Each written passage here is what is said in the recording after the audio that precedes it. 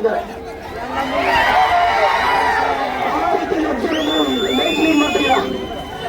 ನಿಮ್ಮ MLA ministers ನಿಮಗೆ ಬೇಕು ಅಂದಿದ್ದಷ್ಟು ದಿವಸ ಆದ್ರೆ ಡಬಲ್ ಮಾಡ್ಕೊಂಡ್ಬಿಡ್ತೀರ. ನಮಗೆ ಬೇಕು ಅಂದಾಗ ನೀವು ನೇಮಕಾತಿ ಮಾಡಿದಾರಲ್ಲ,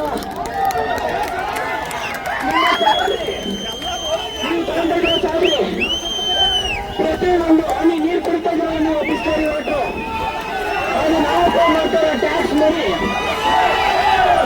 ನೀವು ಪ್ರತಿಯೊಂದು ನೀವು ಹಾಕ್ತಾ ಇರೋ ಬಟ್ಟೆ, ಹಾಕ್ತಾ ಇರೋ ಚಪ್ಪಲು, ನೀವು ಹಾಕ್ತಾ ಕಾರು, ನೀವು ಹೇಳ್ಕೊಂಡಿರೋ ಮದುವೆ, ಪ್ರತಿಯೊಂದು ನಾವು ಕೊಟ್ಟಿರೋ ಭಿಕ್ಷೆ,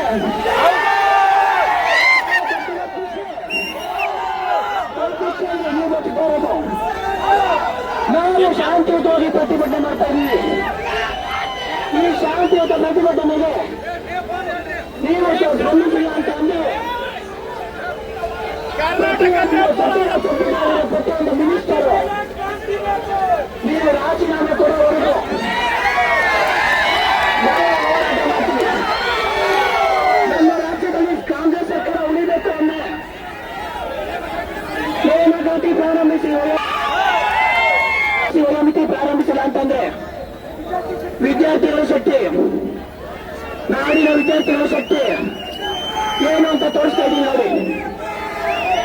ಇದು ಬರೀ ಟೋಲ್ ಅನ್ಕೊಳ್ಳಿ, ಪಿಕ್ಚರ್ ಇನ್ನೂ ತುಂಬಾ ದೊಡ್ಡದಿದೆ. ಪಿಕ್ಚರ್ ನೋಡೋಕ್ ಮುಂಚೆ